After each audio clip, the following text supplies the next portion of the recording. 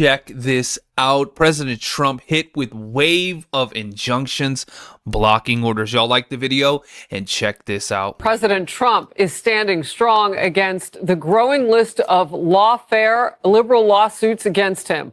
One of the fights is over his effort to deport hundreds of alleged Venezuelan gang members, the worst of the worst. Oh, hell. Many convicted of violent crimes and here illegally. I'm Harris Faulkner. You are in the Faulkner Focus. Judge James Boasberg gave the Justice Department until noon Eastern today. He likes those noon deadlines. Okay. Anyway, he wants the DOJ to hand over more information about those deportations, and he is the same judge who ordered those planes to turn around in the sky after they left the U.S. The president did not hold back. Right. He actually said we shouldn't be able to take criminals, killers, murderers, horrible, the worst people, gang members, gang leaders, that we shouldn't be allowed to take them out of our country. Well, that's a presidential job. That's not for a local judge to be making that determination. All right. He also posted this. If a president doesn't have the right to throw murderers and other criminals out of the country because of a radical left lunatic judge wants to assume the role of president, then our country is in very big trouble and destined to fail. Republican Congressman Tim Burchett threw his support behind the president. I stand with President Trump. I think it's a complete overreach by this judge. I think it's political overreach by the left. This is an act of war by these countries. These people have come in and they've come across our border illegally. What would happen if 14 million people swarmed the border at one time, yet it was spread out over 4 years? 14 million people. Wouldn't you consider that an unlawful invasion? It's an act of war. You know, I've been paying attention to something. This is senior White House correspondent Jackie Heinrich, and you just heard Congressman Burchett say this. The number has crept up because now they're reaching out, Jackie, and they're finding out how many more people came across our border unvetted, some of them violent. I mean, it's amazing how far away we were from the truth, apparently. Jackie? That's right. And, you know, to that point, Harris, the administration right now is not barred from using the Alien Enemies Act to continue to do these deportations, but they're supposed to notify the court before they use it in the future. So anyway, the administration has till noon today to provide information on specific movements that plane made, rejecting the claim that the judge's orders did not carry any force once that plane was outside U.S. territory. President Trump clearly not happy with what he sees as the judge's effort to override his presidential authority, but he was making clear last night he will operate within the bounds of the law.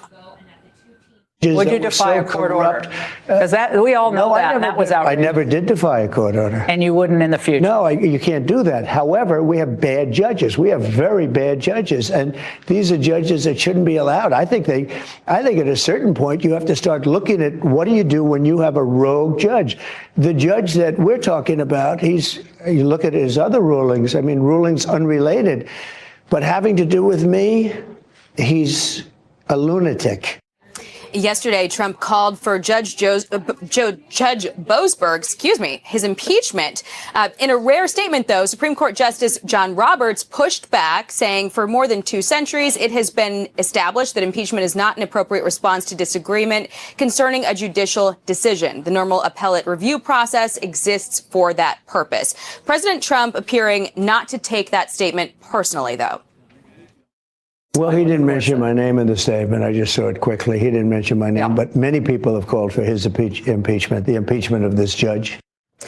Now, these alleged TDA gangsters were sent to a supermax prison in El Salvador, but yesterday, Secretary of State Marco Rubio threatened new escalating severe sanctions on the Maduro regime if Venezuela does not accept its repatriated citizens. ICE says there are about 258 members, which would likely be placed into removal proceedings if they are transferred into their custody, Harris. All right, Jackie, thank you very much. Katie Trzaskowski, constitutional law attorney and former federal prosecutor, is with me. Look, you heard from that report. The Aliens Enemy Act is not banning sending these bad guys back to their countries. The president and his team just have to notify the court. Why?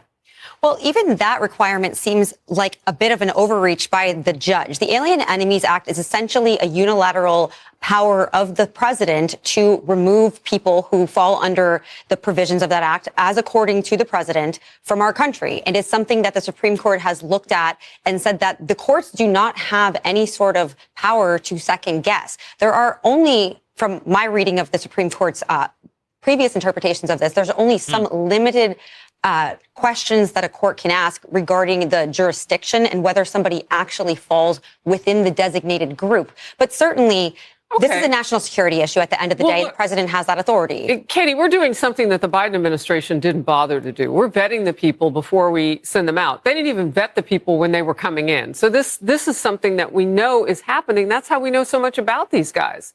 I mean, face recognition, they're working against people who are trying to help them. So they've got to go into communities, do all that great law enforcement, banding up of agencies and all of that. So if all that work is being done to round these guys up, why can't the judge just look at the file and say, yeah, A through F, yeah, those guys need to get out of here. But my big question is, how does a district court judge trim the powers of a United States president when it comes to getting out people who are dangerous to the citizens of this country? Right.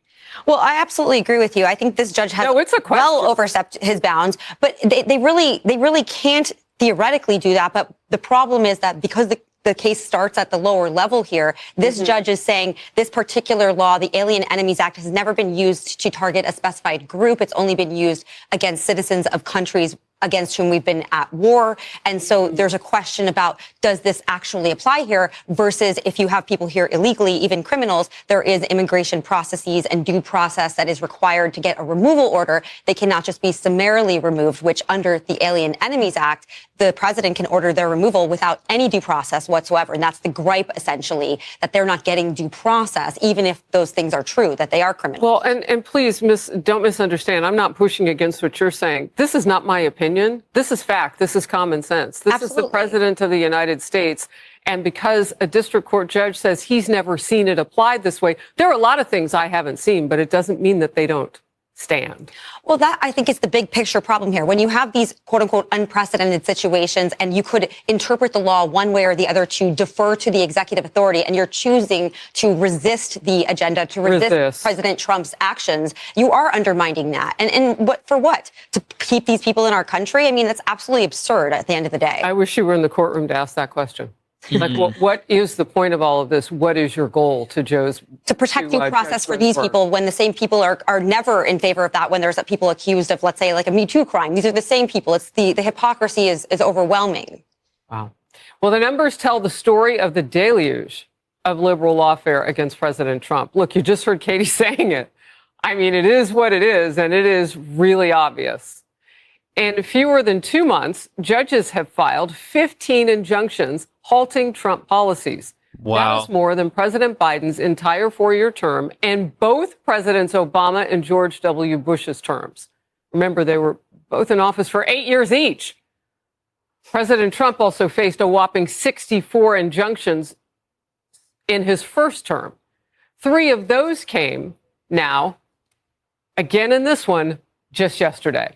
One indefinitely blocked Trump's order banning transgender people from serving openly in the U.S. military. Another stopped the EPA's attempt to end $14 billion worth of grants to climate groups. A third halted the administration's efforts to dismantle USAID in the push to cut waste. President Trump is not going to stop. Look at the fraud that we've caught. We've caught so much fraud, so much waste, so many employees that never showed up to work. I guarantee you, we will be appealing it. We have rogue judges that are destroying our country. So, Katie, it's obvious what they're doing. And look, I know you're in law. You don't want to think of judges not being fair, but they're not. Well, when you have the choice to interpret in a way that furthers the president's agenda or not, and you're making the choice to resist that and to make it so difficult to achieve these very noble goals. It's like these courts are saying you have to spend money on wasteful things that the American people want nothing to do with. You must give foreign aid to all of these other places instead of taking care of things here. This is essentially what the big picture is. I think a lot of these judges lose sight of the forest for the trees. And yes, there is a question about the extent of a president's authority, whether it's statutorily or constitutionally derived. And you have to look at that in certain cases. And, there are processes to go through. But when there's a valid interpretation that furthers the executive's authority, I think that needs to be respected. Well, look, if the judges, if the attorneys, if, the ACLU is even getting involved at one point with the Mahmoud Khalil situation, the protester who was with groups aligned with Hamas, that he was leading those protest groups on the campus of Columbia University. You've got it coming from every angle, and you can't ignore the politics of this. So whose side are the lawfare pushers on? It's like a drug for them. Well, yeah, and with the Khalil situation, of course, now they love the First Amendment. But when anybody spoke out against COVID, of course, they lost their jobs, they lost their livelihoods. These are the picking and choosing of, the law to further that purpose. And that is lawfare, because that's clearly inconsistent across the board here. And so everything is meant to undermine President Trump's agenda. Yeah. One target, as you say, President Trump. It's not even on behalf of the American people, because these decisions don't keep us safe. Well, it's contrary to the wishes of the people from what we know.